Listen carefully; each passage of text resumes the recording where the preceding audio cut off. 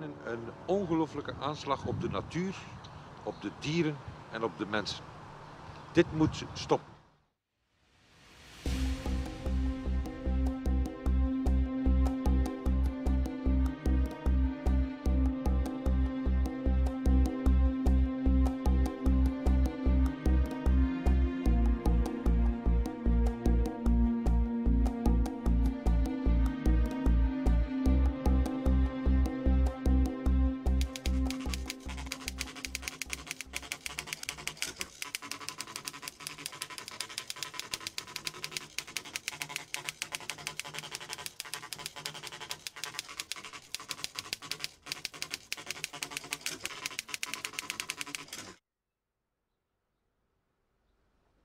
Well, I was surprised one day to look up and see these, what I thought were contrails from jet planes.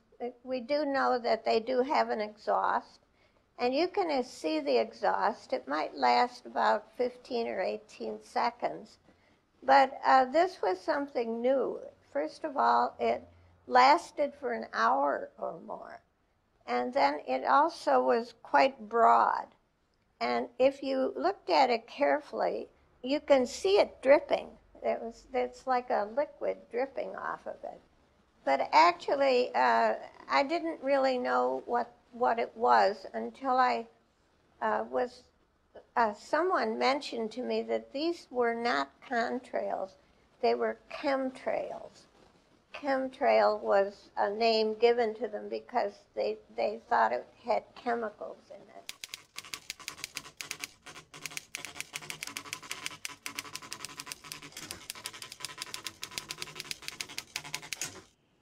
The trails that persist that I've seen over the last few years are very different to any trails that I've ever seen before, and I do not understand how they persist so long.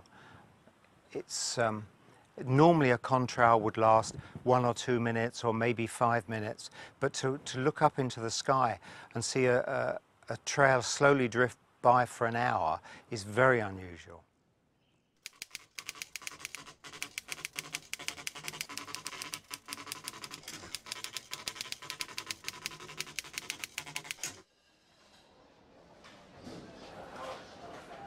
The thing which really aroused my suspicion the most was when I was sat working at my computer quite late in the evening, as I often do.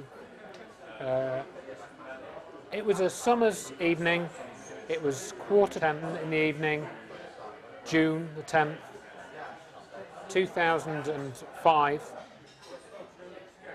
I looked out to my right, out of my little computer room window, and I saw a grid in the sky, a grid of trails, almost perfectly square. So I got out my camera, I took a couple of shots. What was causing this grid of trails? Why was it in a grid shape? Why was it parallel lines? I hadn't seen the air traffic which had created this. How can you get a grid of trails in such a short space of time? These trails and this grid were formed in a period of about 15 minutes, I would say. And to have that much air traffic, in other words, 4 aircraft coming directly over my house in 15 minutes, does not happen.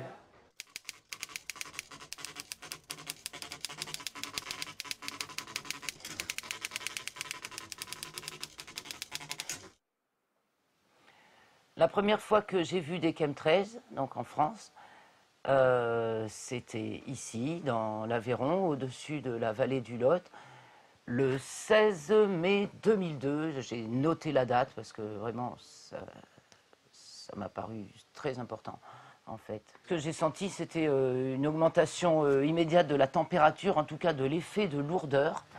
L'atmosphère beaucoup plus lourde que d'habitude, orageux, mais pas un vrai... légèrement différent de ce qu'est un vrai temps orageux, naturel. On finit maintenant par perdre les repères naturels complètement, du moins de ce qu'on connaissait auparavant. Et donc on dit il fait lourd, il fait chaud, mais on ne se rend pas compte que le premier effet de chaleur, il est produit par ces traînées. Pour moi, c'est net. Là, on voit des traînées nuageuses, allongées, qui viennent d'être créées par des avions, évidemment, qui ont laissé des traînées il n'y a pas 10 minutes, hein, et qui donc maintenant se dispersent dans l'atmosphère, mais enfin restent marquées, et ça fait ces espèces de traînées nuageuses. En fait, ce sont des faux nuages, et on peut voir que ça crée un voile, hein, qui est de plus en plus fréquent et de plus en plus épais. Disons que on ne retrouve plus le bleu du ciel qu'on connaissait il y a 10 ans. Voilà, il faut remonter maintenant presque 10 ans en arrière.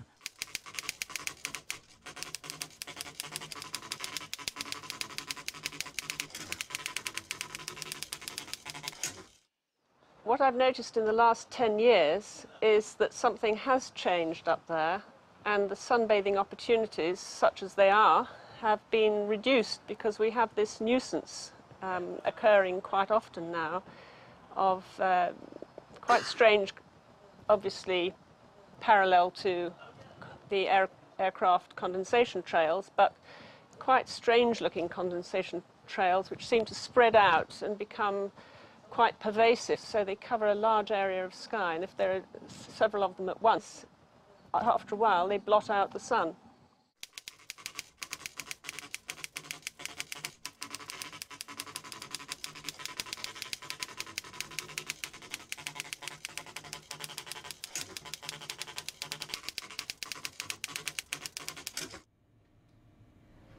My name is Dr. Nikos Katsaros. I am Director of Research at the National Center of Scientific Research Demokritos in Athens, and I am concerned about the chemtrails.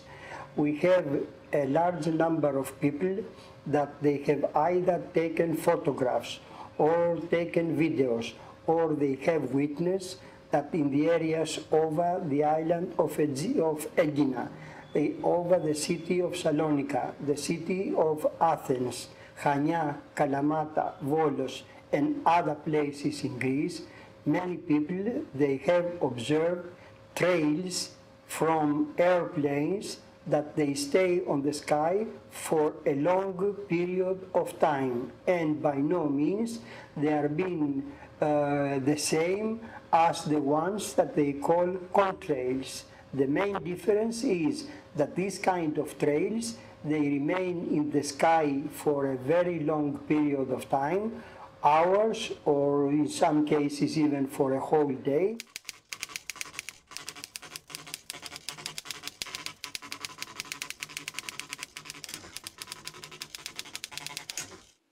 Les traînées de condensation classiques ne restent jamais longtemps et suivent toujours des couloirs identiques.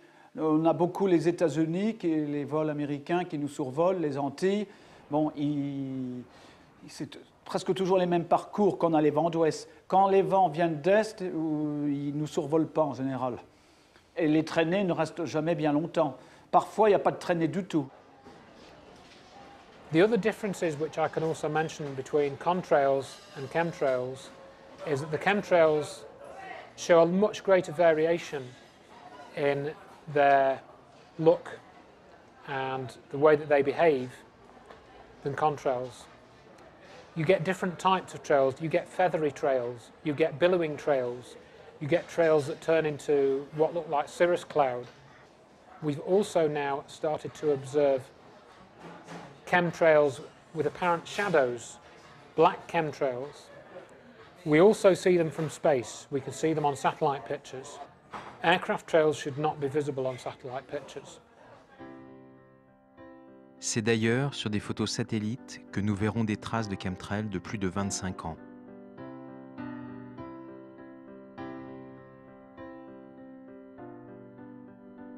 Where they start more or less the same, sometimes the aeroplane seems to shoot out 4 of them at once, so that they're quite thick. So it's a sort of band of 4 trails at once. And then they seem to get thicker, and then they seem to start to break out and become much more wide, fluffy, like sort of marshmallow or cotton wool. And then they hang around, and this is the point, they hang around then in that state without changing at all almost for anything up to an hour. Et quand l'épandage est massif, les halos solaires sont très puissants. Et quand il n'y a pas de traînée ou simplement des cirrus, les halos sont beaucoup plus faibles. Et parfois, il n'y en a pas. Les halos solaires peuvent s'expliquer par le phénomène d'irisation. Le prisme, comme on apprend en chimie, c'est des très fines gouttelettes de glace et tout. Quand c'est des cirrus tout court.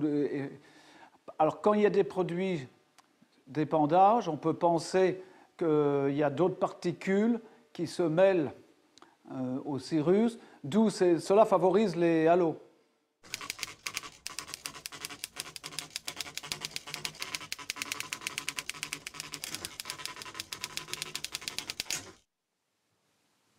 Ik heb dus inderdaad contact gehad met een aantal wetenschappers. Meestal omdat die ook in de krant komen. Omdat in het interview er ook meestal een kadertje staat met een uitspraak van een professor. En als ik die professor dan contacteer, dan zegt hij, ja, maar dat is toch geen probleem, dat is gewoon condensatie. Dan zeg ik, ja, condensatie op 10 kilometer hoogte, maar die verdwijnt. Ik heb het over strepen die op 5 kilometer hoogte worden geproduceerd en die gans de dag blijven hangen. En dit kan echt niet wetenschappelijk verklaard worden. En dan haakt men af.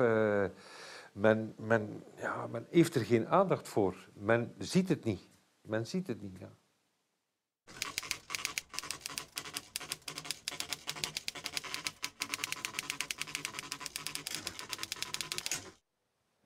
If you look at the phenomenon in general, you cannot explain it by just burning fuels by aircraft and temperature and humidity of the air.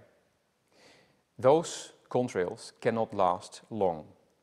So any persistent contrail must have other explanations. Everybody in the scientific community in Greece that they were involved with this kind of trails, they agree that they have no relation with the contrails. As a scientist, I have no doubt at all that there is a comparison between chemtrails and contrails. They are two entirely different phenomena. La fréquence, elle est complètement aléatoire. En fait, c'est vraiment très souvent, presque tous les jours. Mais il y a des jours sans, Dieu merci.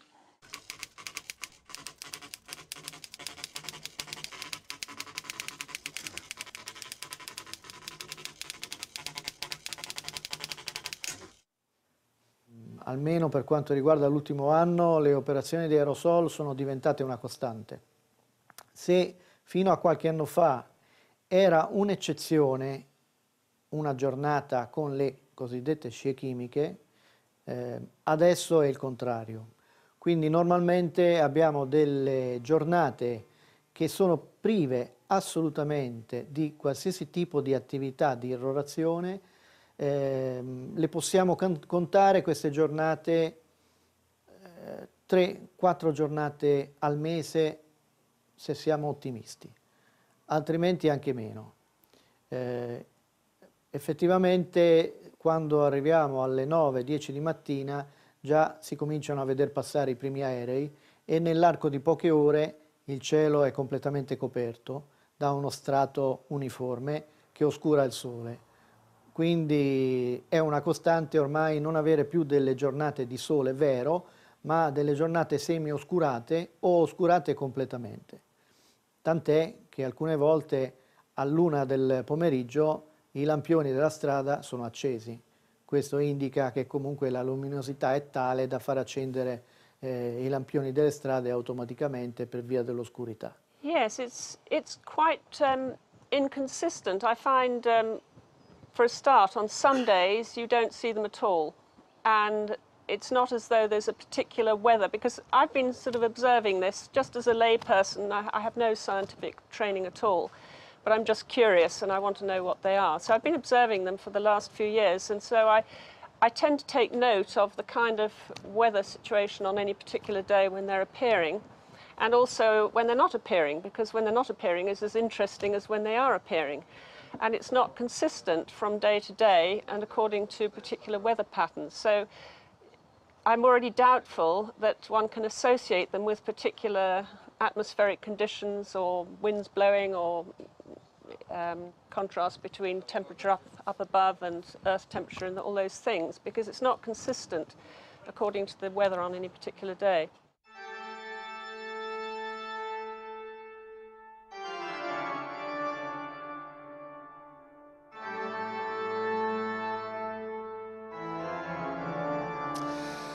Dus over de frequentie van die chemtrails, ik ben dat, laten we zeggen, bewust beginnen registreren sinds ongeveer 2 jaar.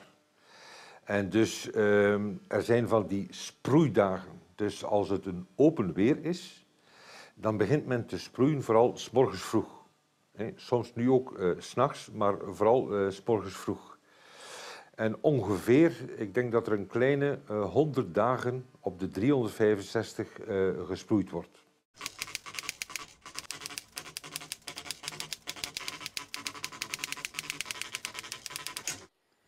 En revanche, ce qui a changé depuis 2 ans, ce qui a changé particulièrement, c'est l'amplitude et le fait qu'on a des passages et des repassages sur le même secteur aérien. On a des passages et des repassages d'appareils d'aéronefs volant entre 2000 et 6000 mètres.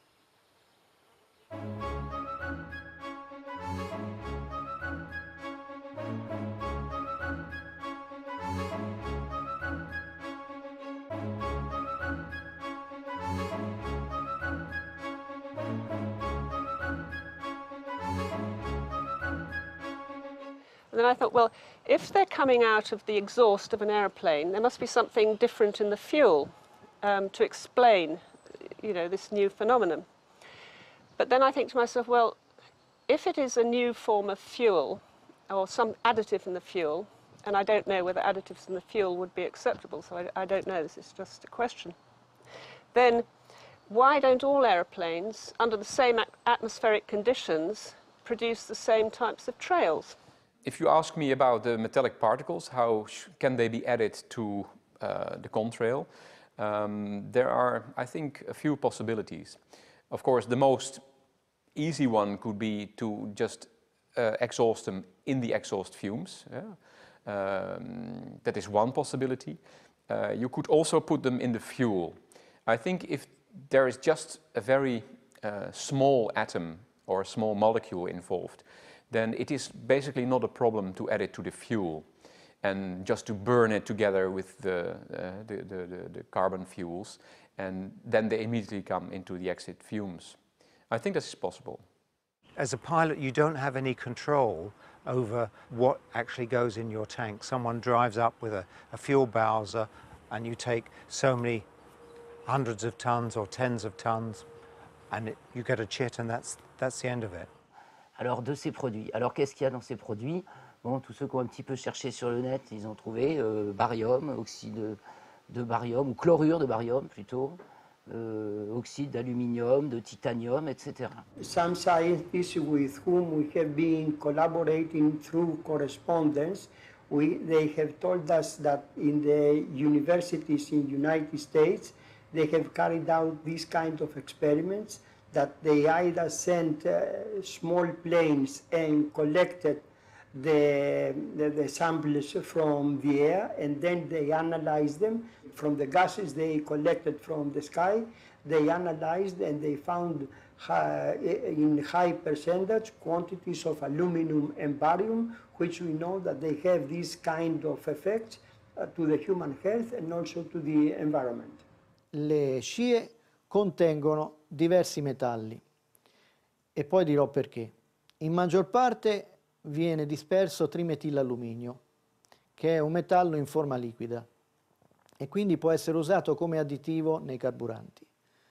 Poi viene utilizzato un altro additivo particolare che contiene sali di bario, e quindi troviamo bario e alluminio se facciamo dei rilievi in atmosfera o del terreno o delle piante.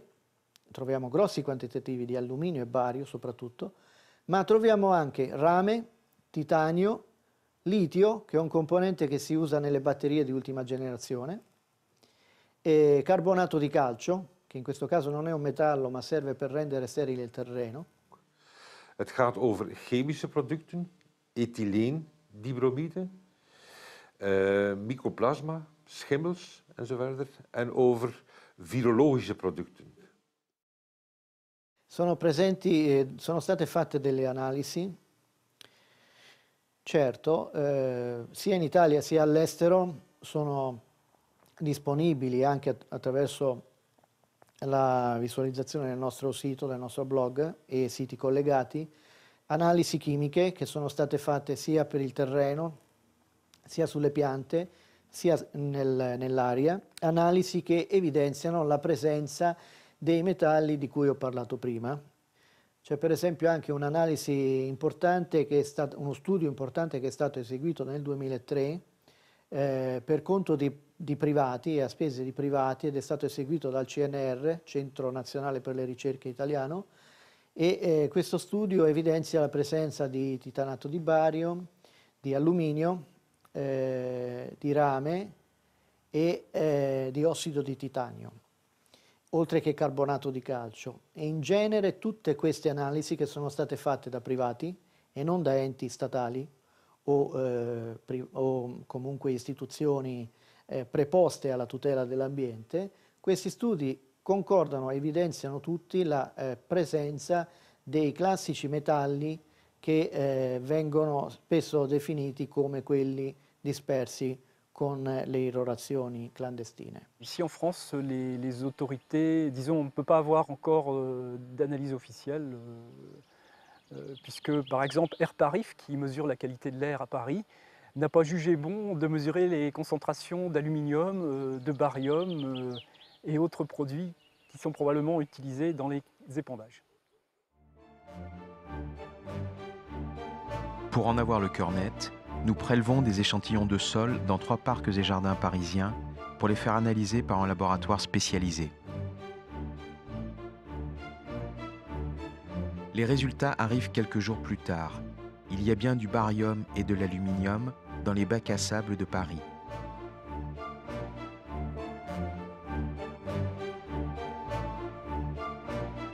Dus dit alles komt in de atmosfeer, daalt neer op de aarde en beïnvloedt ons allemaal. Je ziet overal de ziektes toenemen. We zijn nog nooit zo ongezond geweest als nu. Doodziek zijn we.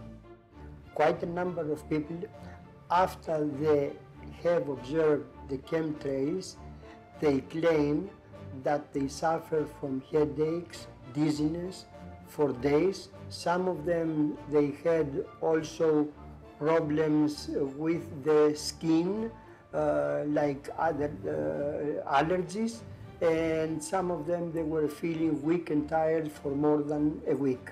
Suite au premier épandage que j'ai constaté, donc le 16 mai 2002, la semaine d'après, dans les jours qu'on suivit, pratiquement tous les enfants des écoles du coin étaient malades. Donc des gastro et des problèmes pulmonaires au mois de juin, fin mai, début juin. Tout d'un coup, tous les enfants malades. Bon, il faut croire qu'on s'acclimate un petit peu. C'est vrai qu'il y a énormément de gastro, beaucoup plus qu'avant. On ne peut pas savoir si évidemment, c'est sans doute pas le seul facteur, hein, mais ça doit accentuer les terrains fragiles ou fragilisés par d'autres raisons, sur lesquelles je ne m'étendrai pas ici.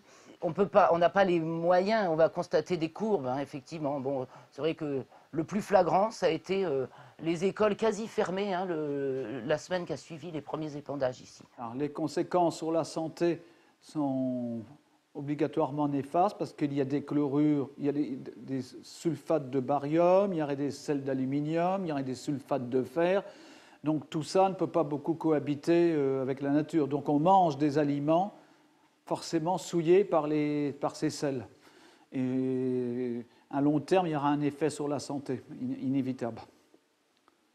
Alors voilà, j'ai des taches jaunes et blanchâtres, un peu bizarres sur mes pieds de cornichon.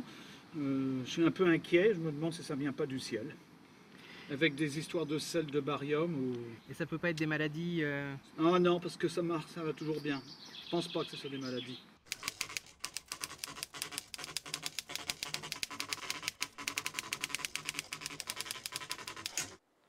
En 2007-2008, j'ai été très malade, tellement que voilà, ils ont cherché un petit peu plus loin.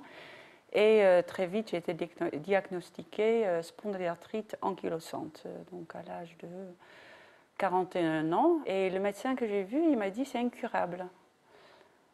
Alors là, j'ai contacté un médecin sur Paris qui fait des recherches parallèles, qui cherche plus loin, et qui m'a fait faire des analyses où très vite on trouvait que j'avais des métaux lourds dans le sang, dans le corps, un certain nombre de bactéries assez étranges, donc métaux lourds, aluminium, palladium, nickel, un peu de mercure.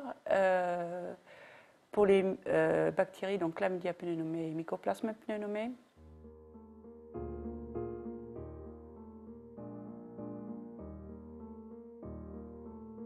Un soir, je suis derrière l'ordinateur et j'aligne les 3 mots métaux lourds, dioxyde de soufre et Chlamydia pneumoniae. Et donc, comme d'habitude, sur Google, il y a toute une liste de possibles recherches et je clique sur le premier, peut-être le deuxième, j'en sais plus. Et c'est là, je commence à lire l'article et alors là, je tombais de nu. Il me parle que ces substances-là tombent du ciel et il parle des chemtrails. Alors là, je n'avais jamais entendu parler de ce phénomène. Du coup, j'ai lu la description. Après, j'ai tapé donc, sur le mot chemtrail sur Google et je suis tombée sur plein de vidéos, photos qui montraient des tracés d'avions dans le ciel qui restent et qui persistent et qui seront chargés des substances comme le Chlamydia pneumoniae, comme le Mycoplasma pneumoniae, comme l'hydroxyde d'aluminium. Et alors là, à partir du 1er septembre, pendant 3 semaines, je n'ai pas dormi. C'était dans la possibilité que ce soit vrai. En fait, toutes mes références de vie, tous les décors de la vie tombaient.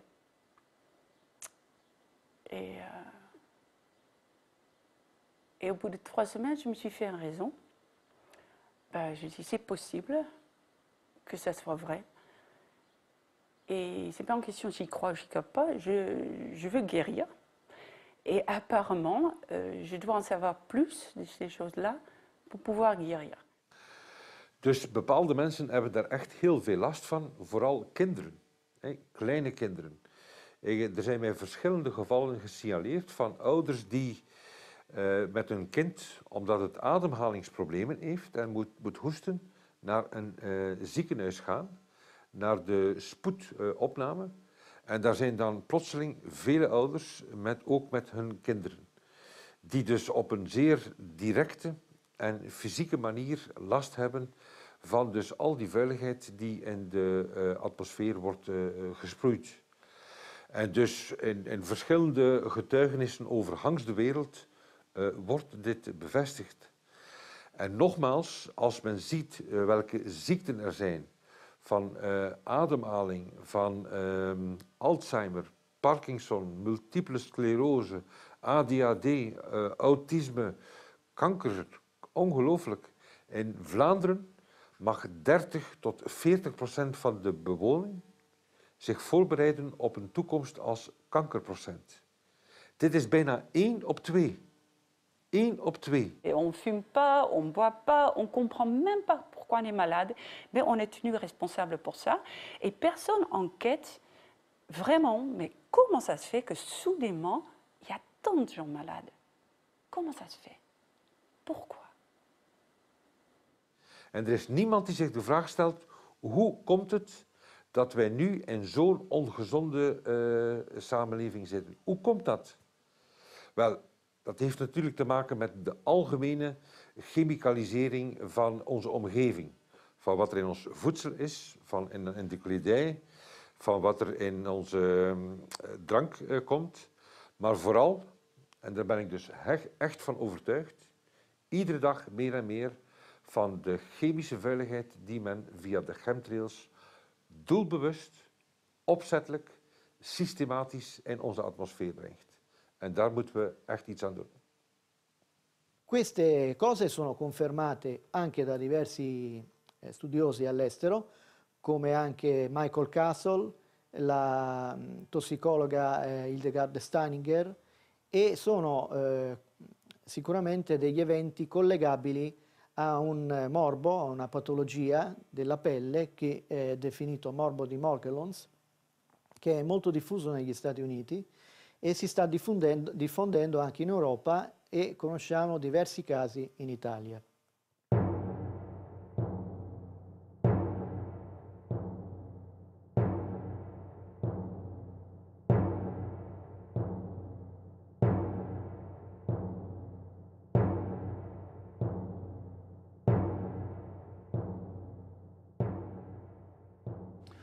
Il y a des très grandes chances que cela vienne d'abord du Pentagone et ensuite par les pays satellites qui gravitent autour du Pentagone, les militaires essentiellement pour moi, pas les civils. Alors par contre, il peut peut-être avoir certains avions civils affrétés par l'armée ou qui ont un arrangement avec l'armée qui pourraient emporter des composants chimiques dans le carburant, parce que ça ne nuit pas à la marche de l'avion, hein, c'est qu'un additif.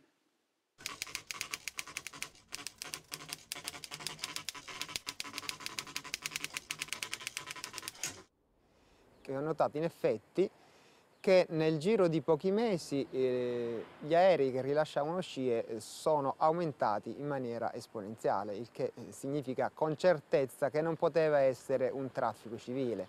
Là, tout ce qu'on peut supposer, c'est qu'il y a un lien entre ces épandages et des activités militaires. Par exemple, intérêt de rendre l'air plus conducteur pour la conduite radar ou pour les transmissions de fréquences.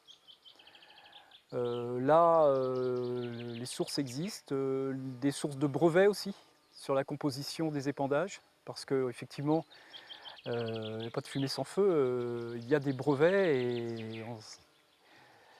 et ces brevets sont effectivement, semble-t-il, utilisés.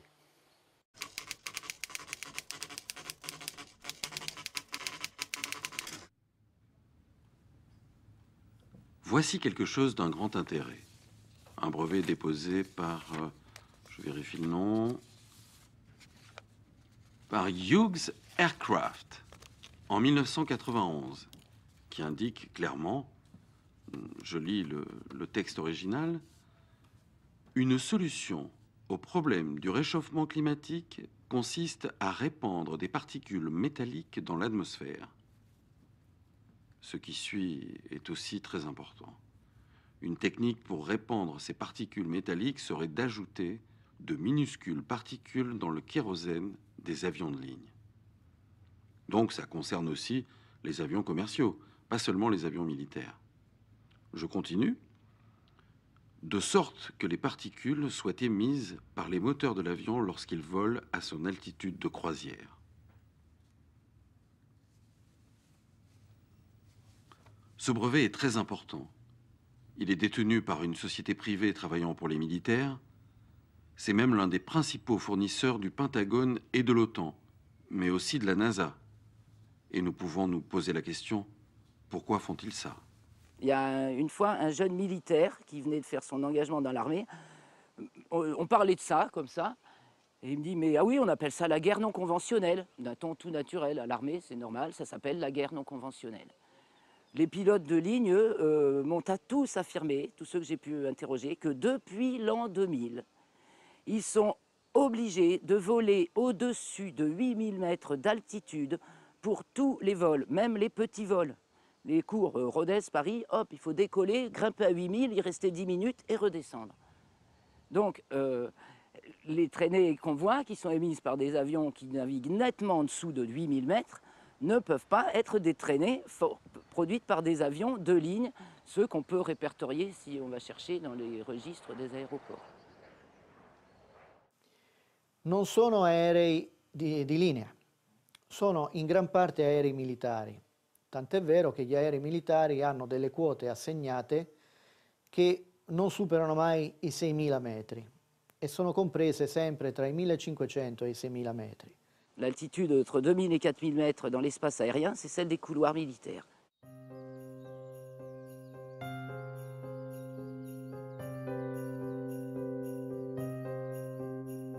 Nous avons filmé ces chemtrails en Provence.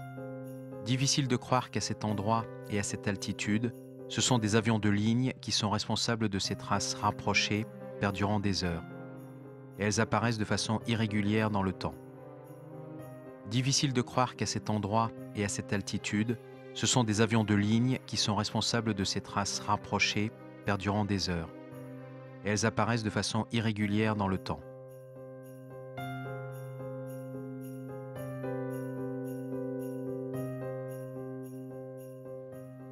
Je voyage beaucoup. J'étais en Croatie le lendemain du jour où cette république de l'ancienne Yougoslavie a rejoint l'OTAN. Je me souviens que mon partenaire commercial pointa à un moment son doigt vers le ciel et s'étonna. Qu'est-ce que c'est que ces traces? Et je me dis en moi-même, ça y est, ils ont commencé là aussi.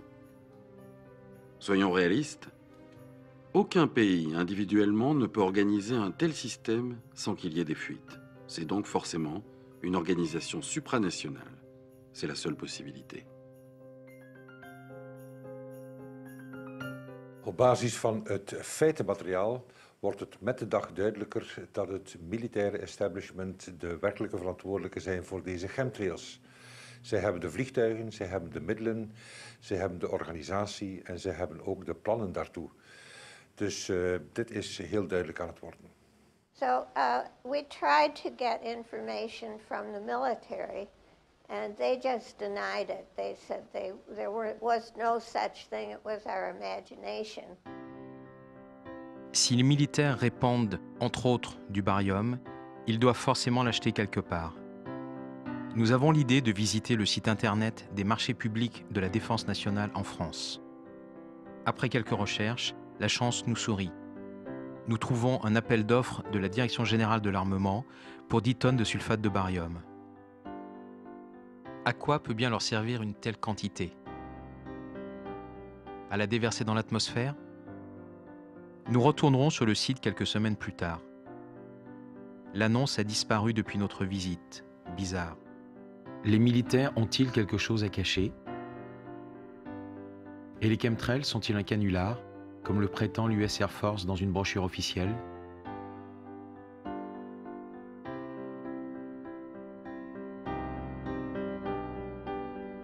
If military say that this is a hoax, they could be right.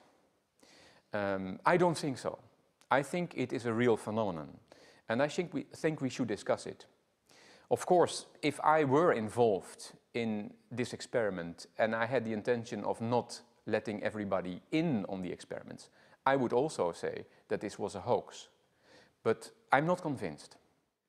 Ik heb een vriend die gedurende jaren met F-16 gevlogen heeft, dus een militair toestel, die nu in de burgerluchtvaart zit, die dus duizenden uren in de lucht gevlogen heeft. En die zegt, ni vu, ni connu, ik weet niet waarover u het hebt. En bijna alle piloten zeggen, we weten niet wat chemtrails zijn. Er is voor ons echt geen vuiltje aan de lucht. Now, some information has been leaking out. Some of it is, there's always a propaganda. The military has a way of telling you they're doing something good. And so one of the explanations for this is that it's a counter to global warming, and that by putting metals into the air, they can reflect the sun's rays upwards and away from the earth. And so this is an effort to cool the earth. It doesn't make much sense mathematically if you look at the surface of the air over a city, and you know these little lines are not going to reflect very much sun back.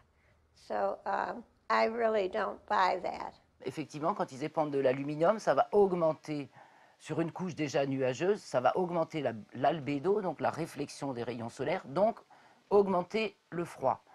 Mais ce qu'on nous balance le plus souvent, c'est du barium, de chlorure de barium.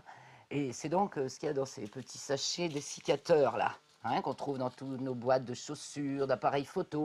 Ça a pour propriété d'absorber l'humidité.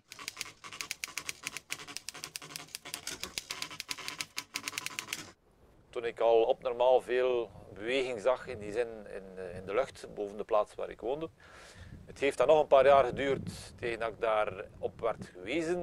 En het heeft dan nog een tijdje geduurd tegen dat ik het werkelijk wilde geloven. Dat die zaken bestaan en dat die zaken inderdaad dus wel degelijk schadelijk zijn.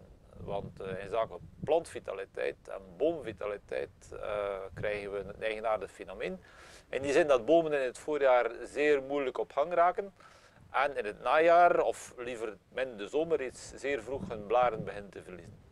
Wat wijst op een tekortkoming in zaken immuniteit. En we zien ook een continue uitbreiding van ziekten en plagen, wat op zeer eigenaardige redenen wijst. Tous ceux qui cultivent la terre, jardiniers, agriculteurs, constatent, sans forcément faire le lien, que la terre se dessèche terriblement vite. Beaucoup plus vite qu'auparavant, dans les mêmes conditions de pluie, etc.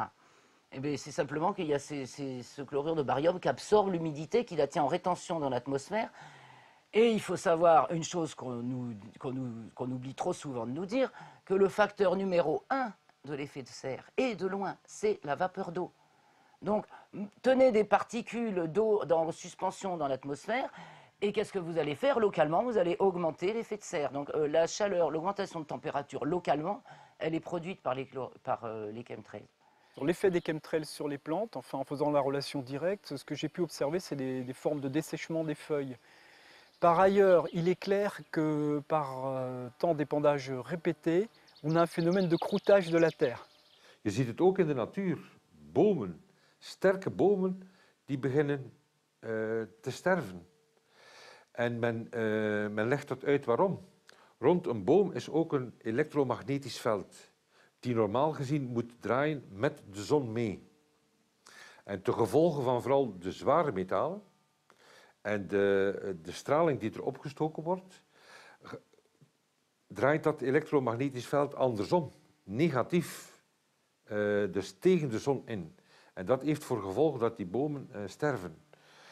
We hebben ook, zowel in België als over Hans de wereld, massale sterfte bij de bijen. Massale sterfte. En ook dat is de gevolge van de chemtrails en de straling die er opgezet wordt. Want die bijen die vliegen op het elektromagnetisme en doorheen heel die actie wordt dat verstoord. Dus die raken verdwaald en die sterven. Donc toute la chaîne de vie sur Terre, les animaux, les humains, les plantes, les arbres, les insectes, tout le monde est touché, et sans distinction.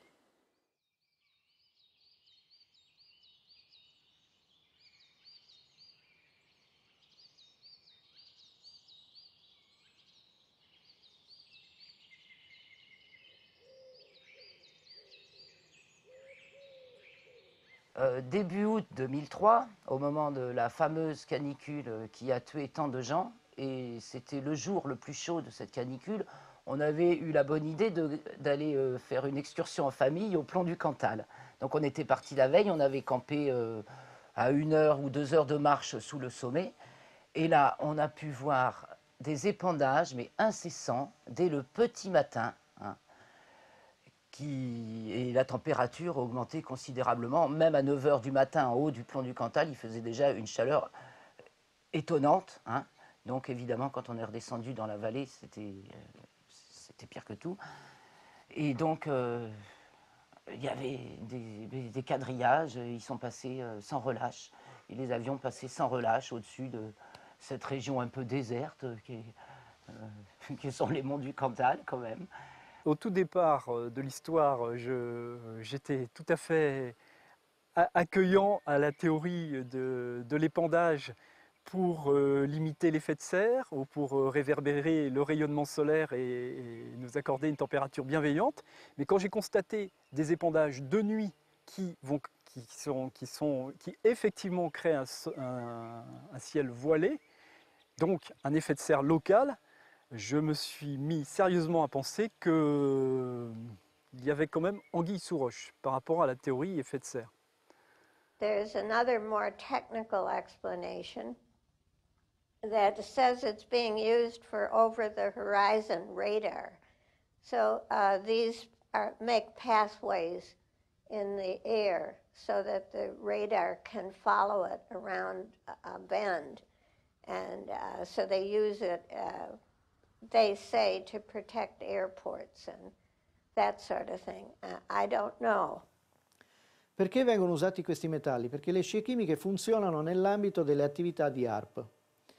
HAARP, che in italiano si definisce una stazione per la sperimentazione delle alte frequenze in atmosfera, è una base, per la verità le basi nel mondo sono almeno 5, ma la principale si trova a Gakona, in Alaska, è composta da 180 antenne che, lavorando all'unisono, emettono delle frequenze verso la ionosfera, sparano delle onde elettromagnetiche verso la ionosfera, la riscaldano, la deformano e questa deformazione funge da una sorta di lente, di specchio, che permette di riflettere queste onde elettromagnetiche verso terra. Le scie chimiche servono come corridoio elettromagnetico per queste onde che vengono usate dalle stazioni HAARP sul tipo della stazione a Gakona. So I actually went up to Alaska to see the HAARP project. It's an array of transmission towers. They're about 80 feet tall and they're spaced in a rectangle like a grid. It's a huge array of monstrous towers, projection towers. They are synchronized so that they can concentrate a beam of radio frequency to the ionosphere, and what comes back is ultra low frequency, which they're using to do deep earth tomography.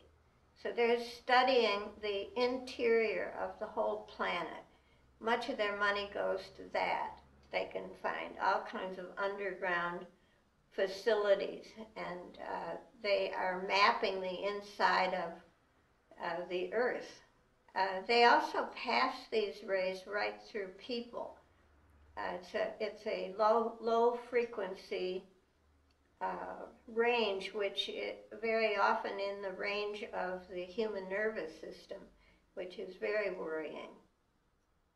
Infatti si è recentemente verificato che le frequenze che passano dai 3 ai 12 Hz possono influire sullo stato d'umore. Intanto possono interferire sulla fase REM, quindi sul sonno e sul sogno. Possono inibire il sogno o far sì che il sogno sia differente.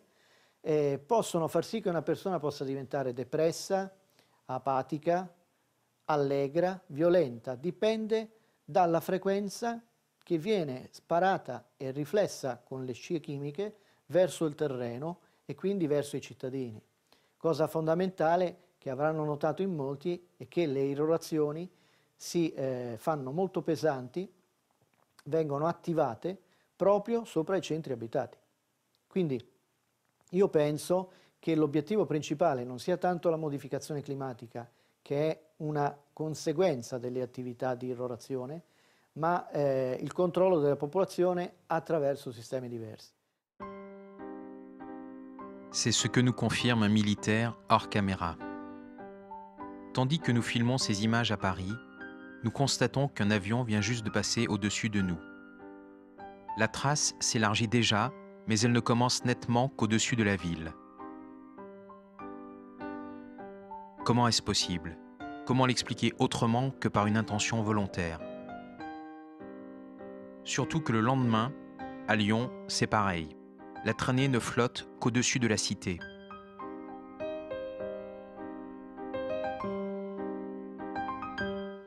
One of the other key factors is broken trails. If you watch the chemtrails, you will quite often see that they break, that they're broken. You'll see some trail, then a blank space, then some trail. Now, there are only two possible reasons for a broken trail. One is that the aircraft turns its engine off temporarily.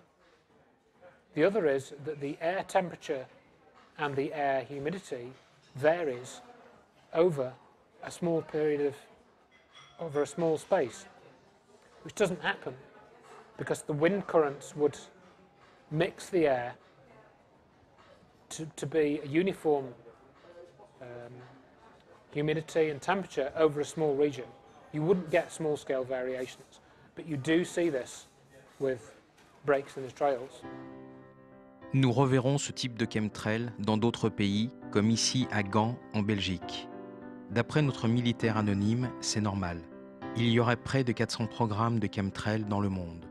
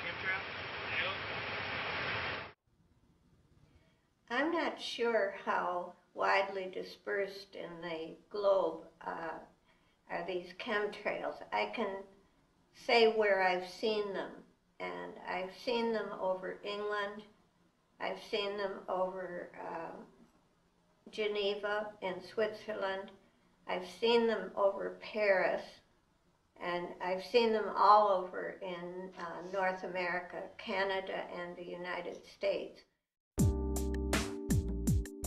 Aux États-Unis, il y a même un site internet qui vend des alertes quotidiennes aux chemtrails. Nous ne pouvons juger le sérieux de cette offre. I remember coming in on a plane over Paris one time, and I never saw so many crisscrossed lines, all broad, all dripping, and they were above the clouds.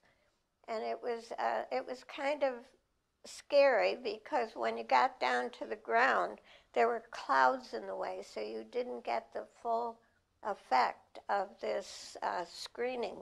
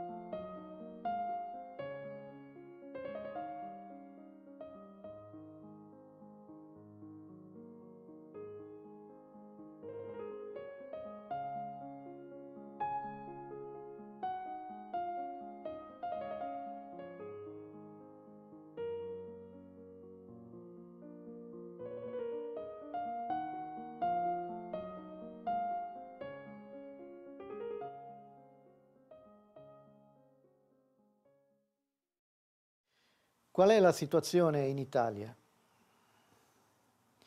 Attualmente in Italia le attività di aerosol si sono intensificate in maniera notevole, specialmente nell'ultimo anno. Quindi attualmente direi che a livello del territorio italiano siamo ad una copertura totale. Or, en fait, on s'aperçoit que c'est pas local, c'est partout. Quand on prend sa voiture et qu'on traverse la France, si c'est un jour d'épandage, il y en a partout. On peut les suivre, ils sillonnent le ciel de France et de partout où qu'on soit, on les voit. Le vent se chargeant aussi de faire dériver les traînées, mais on en voit, c'est hallucinant, on en voit partout, de ces avions qui épandent en même temps.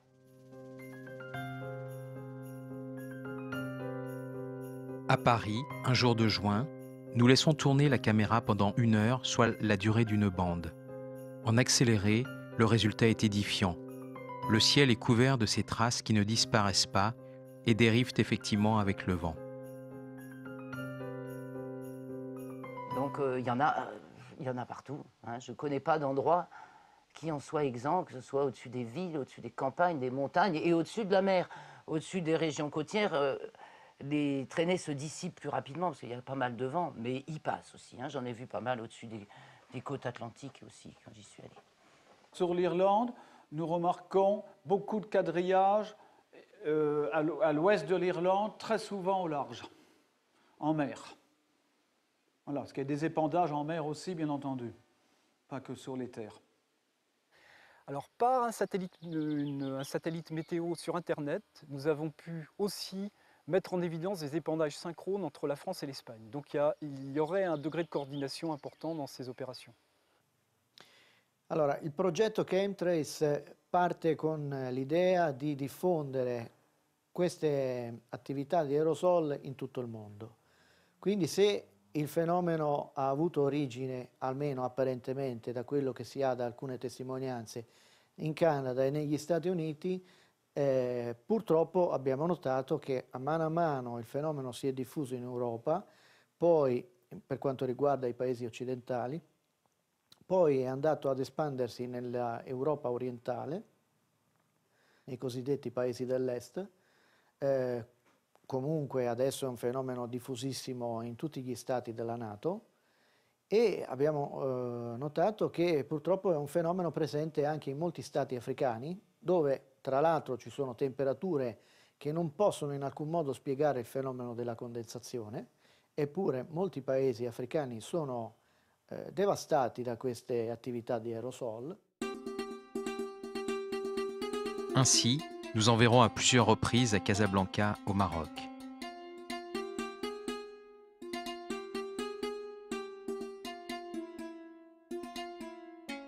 Cette fois, c'est au Moyen-Orient que s'étendent ces chemtrails, sur des dizaines, voire des centaines de kilomètres, bien au-dessus des nuages.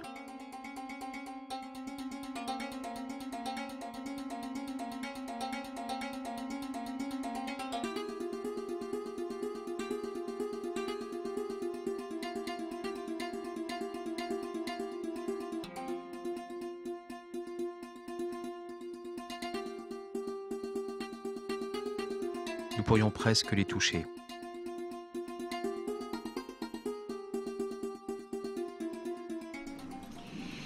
Ik heb ondertussen geleerd dat er 2 soorten chemtrails zijn. Enerzijds de chemtrails die door militaire tankervliegtuigen worden gesproeid op een hoogte van ongeveer 5 kilometer. En die stoffen komen relatief vlug naar beneden.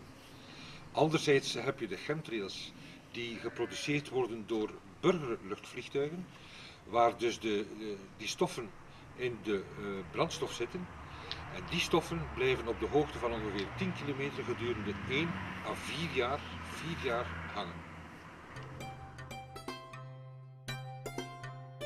Depuis combien de temps dérivent ces traces au-dessus de l'Inde, pied de l'Himalaya?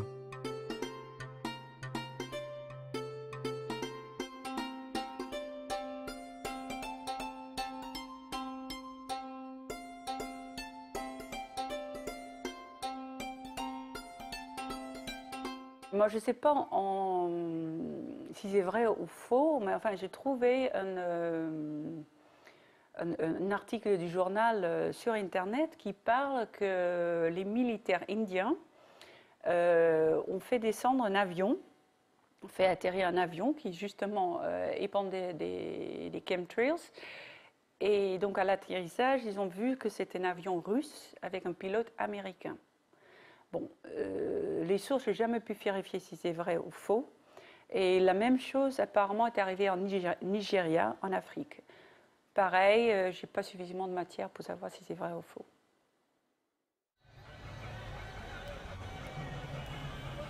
Effectivement, nous avons filmé à New Delhi des chemtrails tout frais, si l'on peut dire. Rien à voir toutefois avec les épandages massifs de l'Europe et de l'Amérique du Nord.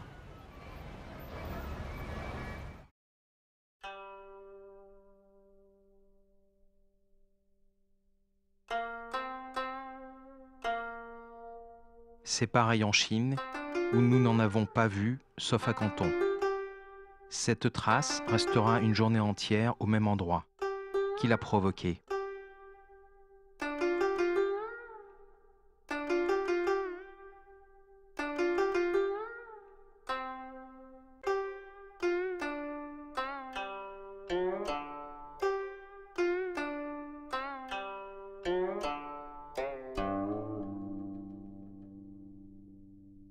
Je crains au niveau des chemtrails que cela s'aggrave, surtout que l'OTAN s'est agrandie de nombreux pays et tout, et quand même que l'action des phénomènes HAARP et des chemtrails partent du Pentagone. Donc je pense que beaucoup d'armées vont utiliser ce moyen d'épandage. Face à ce que j'ai constaté fin mai 2002, je me suis dit tout de suite, il faut réagir. J'ai décroché mon téléphone, j'ai appelé localement la météo, l'aéroport et la gendarmerie. Bon, les plus courtois et les plus à l'écoute, ça a été la gendarmerie. La plus grosse langue de bois, c'était la météo. Voilà. Quant à l'aviation, l'aéroport civil, ils n'ont pas répondu grand-chose. Dans la foulée, j'ai cherché à contacter les organisations écologistes, Greenpeace, les Amis de la Terre et plusieurs autres. Et je me rends compte que je ne suis pas la seule. Au jour d'aujourd'hui, nous sommes certainement plusieurs centaines à leur avoir écrit depuis 7 ans donc, à ce sujet. Et il y a 3 réponses possibles. Alors, pas de réponse. Soit ça n'existe pas, avec un brin presque d'ironie en se moquant de vous, soit ce n'est pas dans notre champ de compétences, on verra plus tard. Alors, j'ai envie de dire aux gens de Greenpeace, regardez le ciel. So I really took the attitude that I was going to collect this data and use it to challenge people who should know more about the subject than I do. And once I'd compiled this report over a period of a few days, I then sent this report off. As I say, I sent it to the Department of Environment, I sent it to the Department of Transport, and I sent it to Greenpeace and the World Wildlife Fund, and I awaited some kind of response. The first people to respond was the UK Department of Transport, and their basic response assured me that all I was seeing was ordinary aircraft trails. To say that chemtrails don't exist and that everything is a contrail goes contrary to scientific observation. Chemtrails have been substantiated not only by observation, but by photography, by actual measurement, by taking the samples on the ground of what is being emitted by these chemtrails. So it has been pretty well documented. And it's not helpful at all to refuse the evidence that is sitting in front of you. I was also actually directed to the another body called NATS, which is I think the National Air Traffic Service. But they also didn't give me any information as to what these aircraft were. So the conclusion from this is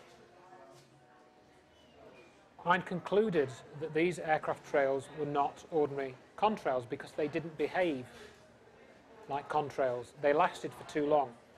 I'd asked for official confirmation of the aircraft which caused these trails and wasn't given any. Nobody could give me this information. And some years ago, people have asked me this question, and since that time I started to investigate it. And I've even written a letter to our Minister of Transport, who has then sent me to the meteorological people, which I visited. And also they cannot explain the phenomenon. They do realize that man-made cirrus clouds, which they call them, they don't have an exact name for them, are influencing our weather, but they don't investigate it. So they just accept it as a phenomenon which we have to live by, and that's it. And all the other questions, they got a lot of questions there asking from worried people about what this phenomenon could be all about. And they all say, well, it's nothing to worry about, which is not convincing for me, and it's absolutely not taking away my worries about what is going on. Well, in a group of active scientists and civilians that we have formed here in Greece to take action against the chemtrails, we have approached people in the parliament, and they ask questions to the parliament, and they ask also questions to the European Commission, but so far we have not received satisfactory answers. The Ministry of the Environment mentioned that this is only ordinary effects. The Ministry of Agriculture, they responded that this is kind of trying to produce rains by seeding into the clouds. The Ministry of Defense says that we are not aware of this kind of effects. So no satisfactory answer has been given, although it is a fact from those people that they have witnessed and see the chemtrails, that the chemtrails, they exist with an unknown effect to the environment up now and an unknown effect to the health of people. Fin da subito devo dire che quando abbiamo aperto il blog non conoscevamo in quale inferno dantesco ci eravamo infilati. Perciò i commenti, per esempio, non erano moderati sul blog e abbiamo cominciato a ricevere una serie di insulti e di minacce di vario livello e vario spessore da parte di anonimi, ovviamente, che ci consigliavano in modi diversi di lasciar perdere. Mano a mano che è passato il tempo, queste minacce sono diventate più organizzate. C'erano persone che sembravano particolarmente interessate e attivate quasi 24 ore su 24 solo per costantemente tenerci sotto pressione attraverso insulti, minacce e altre cose di questo genere. En tant que citoyen, il est très difficile de combattre ce phénomène. E anche in ambito della vita reale abbiamo subito dei danni, soprattutto alle vetture, che sono state danneggiate più volte, e sicuramente perché poi abbiamo avuto la conferma, non solo per quanto riguarda noi, ma anche per quanto riguarda altri attivisti, che alcune persone, alcuni attivisti vengono, come si può dire, vengono pedinati, controllati da persone di zona, che quindi conoscono i vari nostri spostamenti. Tant'è vero che ultimamente abbiamo avuto anche la conferma definitiva che queste persone che sono attive nell'ambito della disinformazione hanno accesso, per esempio, all'anagrafe tributaria e quindi sono in grado di sapere tutte le attività fiscali che ognuno di noi può avere o può aver avuto. Quindi sappiamo che in questo ambito c'è una disinformazione che viene sicuramente finanziata da organi governativi, finanziata e organizzata e tutelata. Non, pour l'instant, je n'ai pas eu de pression pour l'instant, non. Mais plutôt des manques de réponse. De politiek Ik heb een brief gestuurd naar alle parlementairen om dit aan te klagen. Ik heb geen enkele reactie gehad. Dus dit is heel merkwaardig. Ik ben zelf 30 jaar in de politiek geweest. Ik sta nu aan de andere kant. Ik probeer de aandacht van de politiek te vatten. En ik slaag er niet in.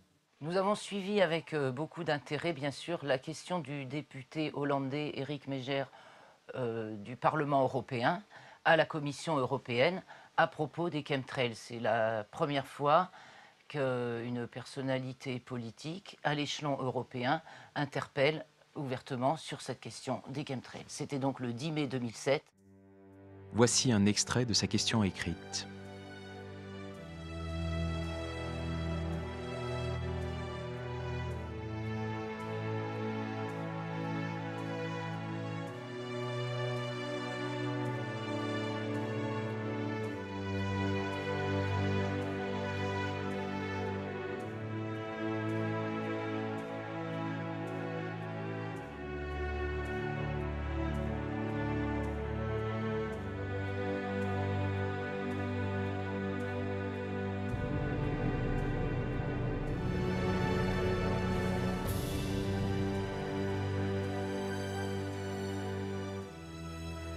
Donc il lui a été répondu en juin 2007 par M. Stavros Dimas, qui est commissaire européen à l'environnement. Donc je vous lis la conclusion de cette réponse. Aucune des substances auxquelles il est fait allusion n'est dangereuse en soi, mais certains effets sur l'environnement et la santé publique ne peuvent être écartés si des relâchements à grande échelle se produisaient. Comme indiqué ci-dessus, la Commission n'a connaissance d'aucune preuve suggérant qu'il y a des raisons d'agir. Voici donc un commissaire européen qui nous dit qu'il y a peut-être bien quand même des risques pour la santé et l'environnement en cas de relâchement à grande échelle, comme ils disent, mais qui ne voit aucune raison d'agir.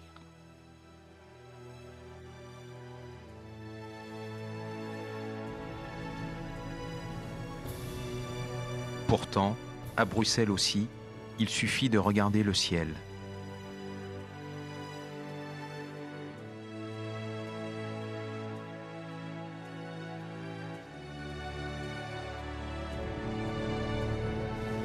Stavros Dimas recevra même une récompense de commissaire européen de l'année 2008. Nous lui avons demandé une interview au sujet des chemtrails, sans succès.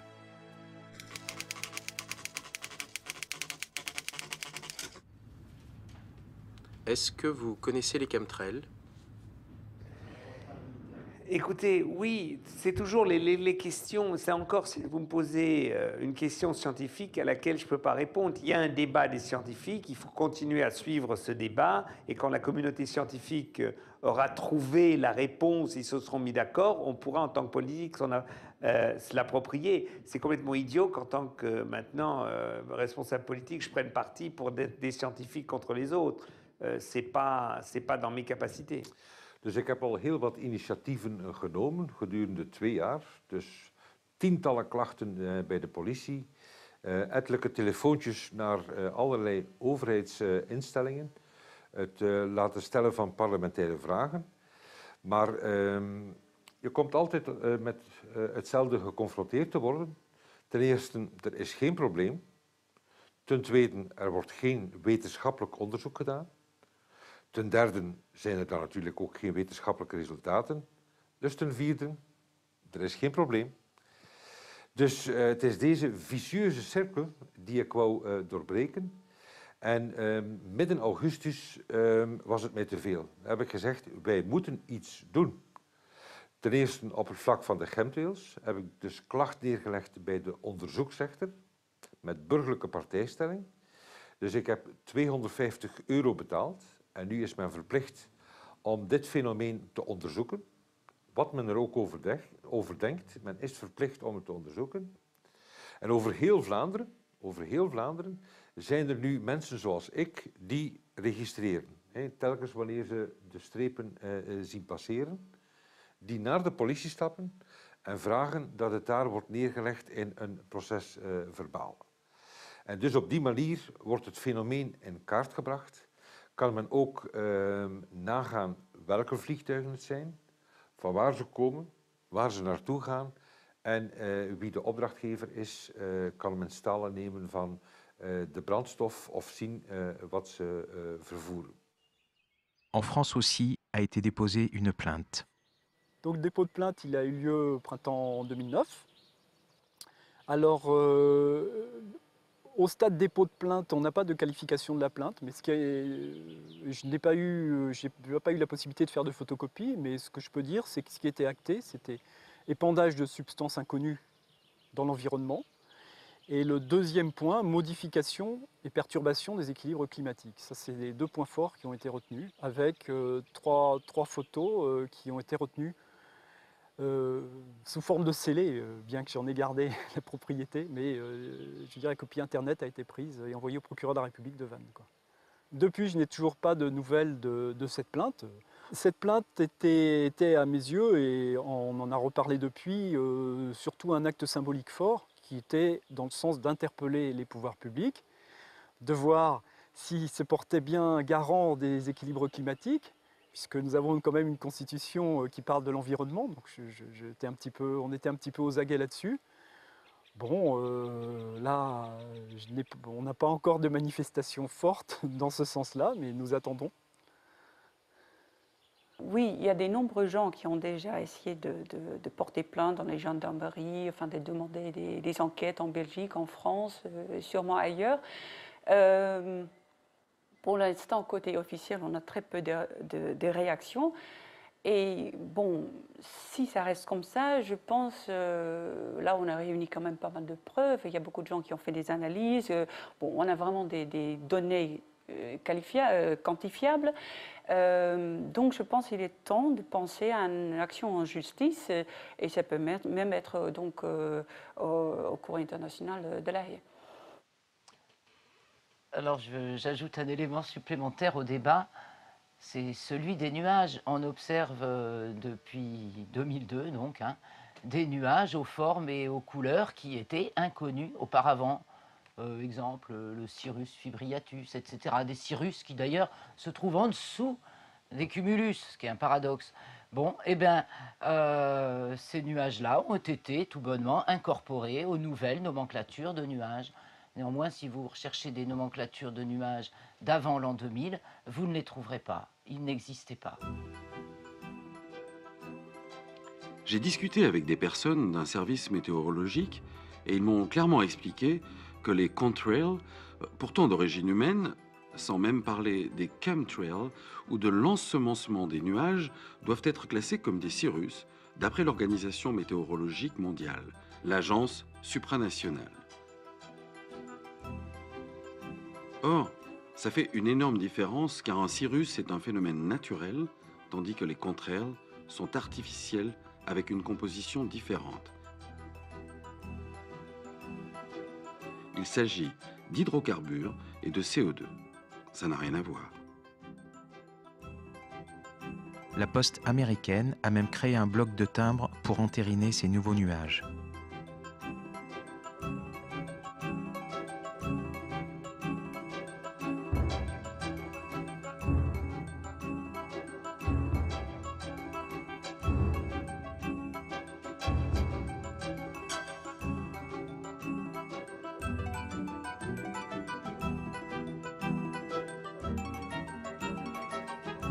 Ce qui est inquiétant là-dedans, c'est que ça devient normal. Les enfants qui ont moins de 10 ans, ils n'ont jamais vu autre chose qu'un ciel chargé de traînées chimiques. Donc ça leur paraît, le ciel leur paraît normal, c'est normal.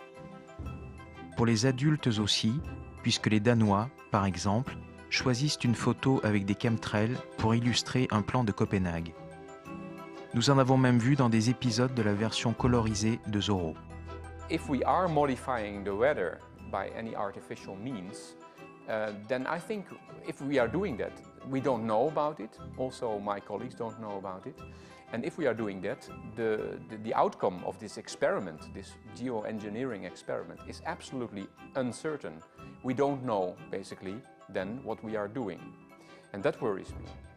However, the question remains, why this secrecy? Why they do not open up the problem to the whole of the scientific society? Why they don't say exactly what the experiments they do, for what purpose, in order everybody in the world it can serve for the benefit of the humankind? En fait, la réponse est assez simple. C'est une violation de presque toutes les lois internationales sur la souveraineté, car chaque pays possède la souveraineté sur son espace aérien.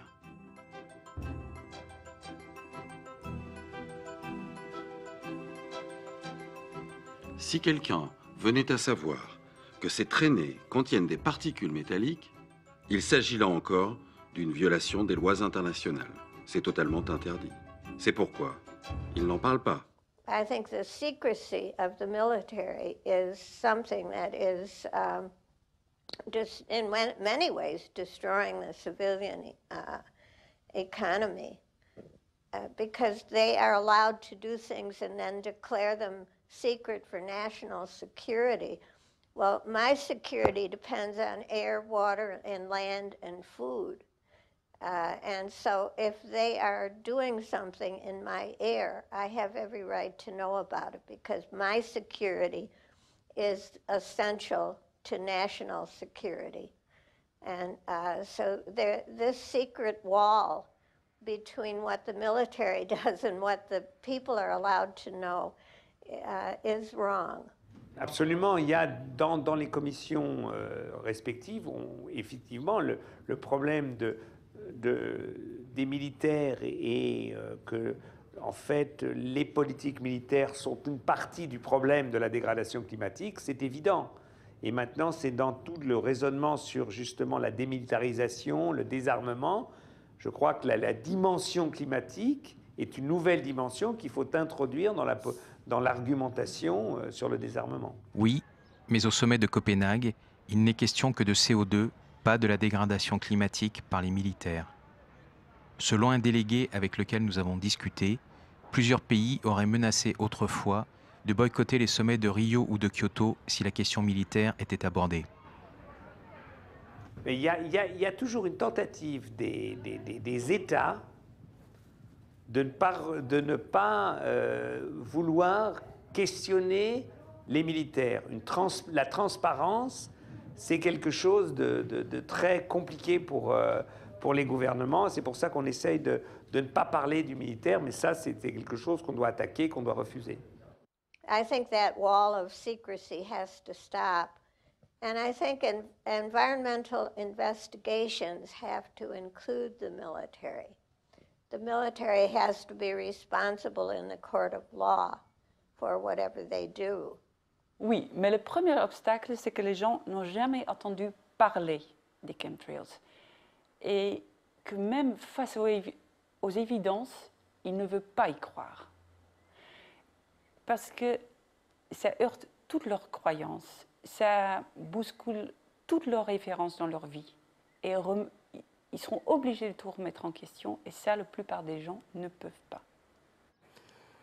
La prima reazione della gente, delle persone, quando parlo loro del fenomeno delle scie chimiche è l'incredulità. Anche se vedono queste scie nel cielo, spesso non vogliono pensare che esista qualcosa di così malefico e per lo più, se vogliono approfondire la questione, cercano su internet e sono contenti solo quando trovano un sito che nega l'esistenza delle scie chimiche. In realtà basterebbe guardare il cielo e osservare che certe volte passa da azzurro a bianco nel giro di 2 ore perché passano decine e decine di aerei che lasciano scie persistenti, che si espandono e che coprono vaste zone del cielo, trasformando il cielo da azzurro in bianco, mentre nei siti che negano l'esistenza delle scie chimiche. If I talk to colleagues about this, they don't recognize the problem. They see a contrail and they see an aircraft. So they put 1 and 2 together and they say, well, it's normal. I think they have forgotten how the skies looked like a few years ago. And then they have the answer that they say, well, there is more aircraft traffic going about. But that doesn't change the principle. If you have one aircraft doing a contrail, it should disappear. And if you have one aircraft doing the spraying, you have one big persistent contrail. It doesn't matter if there are 10 or 100 aircraft, the phenomenon should be the same. So just the increase in air traffic is no explanation for this phenomenon. So most of the colleagues don't recognize the phenomenon and they don't see it as a problem. And that also worries me. Quand on parle des chemtrails, souvent les gens me sortent « Ah, c'est la théorie du complot ». Et je dis non, moi je ne parle pas du théorie du complot. Moi je parle d'un scandale, un immense scandale. Et il faut que ça s'arrête. You know, what we see, what we hear, and what many people see and many people hear is a much more solid basis for belief than what somebody claims. So I don't buy the secrecy and I don't buy the lies. Il faut vraiment que les gens se réveillent. Il y a urgence. And so I don't know what we can do to wake people up to this pattern, because I think it is generally destructive of civil society. And somehow people need to tell the difference between contrails and chemtrails. They need to look at the sky. They need to see when it's normal and when it isn't normal. All you need to do is go out and look at the trails for yourself. Just spend some time watching the sky and you'll see the trails yourself.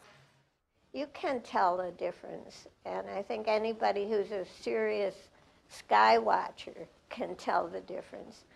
You can take photographs, you can check on the internet, you can see pictures of it on the internet, and you can see discussions of what it might be about. But until people become vocal and start asking questions in a serious way, the military can do what they want, and we have no way to say yes or no to it. It's just happening in our world. Daar ben ik dus 100% zeker van, en daar geloof ik in, dat de waarheid uiteindelijk zal zegevieren. Hoe erg men het nu ook probeert tegen te houden of te vertragen, de waarheid zal zegevieren. En ik ben daar met inzet van al mijn tijd en energie en autoriteit toe bereid om me daar als een pitbull terrier voor in te zetten en ervoor te zorgen dat die waarheid boven water komt en dat dat wordt beëindigd. Perché lo fate? Beh, questa è una domanda fondamentale alla quale bisogna rispondere in maniera chiara. Innanzitutto noi non abbiamo nessun interesse economico per quanto riguarda questa attività di ricerca e di divulgazione di certe informazioni scomode per l'establishment. Il problema fondamentale è che su questo argomento sicuramente non c'è copertura finanziaria da parte di nessuno e quindi tutte le spese che abbiamo così affrontato in questi anni sono chiaramente soldi che sono stati investiti per il bene della verità. Noi certamente abbiamo a cuore fin dall'infanzia i temi ambientali e quindi quando abbiamo visto che il nostro ambiente, il clima, la salute erano chiaramente minacciate da attività di questo genere, non ci siamo potuti esimere dall'attivarci in maniera seria per poter contrastare al meglio quello che viene fatto tutti i giorni alle spalle dei cittadini inermi e inconsapevoli. En ik doe dat uiteindelijk. De voornaamste reden waarom ik dit doe is dat het mijn bijdrage is om de kosmos te redden. En ik doe dit omdat ik een optimist ben en omdat ik heel veel vertrouwen heb en dat ik een hele grote liefde heb voor de mensheid, voor de wereld, voor het leven en voor God. Se lotto contro le scie chimiche e denuncio questo fenomeno è ovviamente perché desidero costruire un mondo migliore per me, per i miei figli e per tutta l'umanità. Je le fais pour moi-même, pour tant de gens qui sont injustement malades, pour mes enfants, pour ma famille, mes amis, pour tout le monde. Et j'adore le ciel bleu. Et je me bats donc, pas contre les chemtrails, mais je me bats pour le ciel bleu.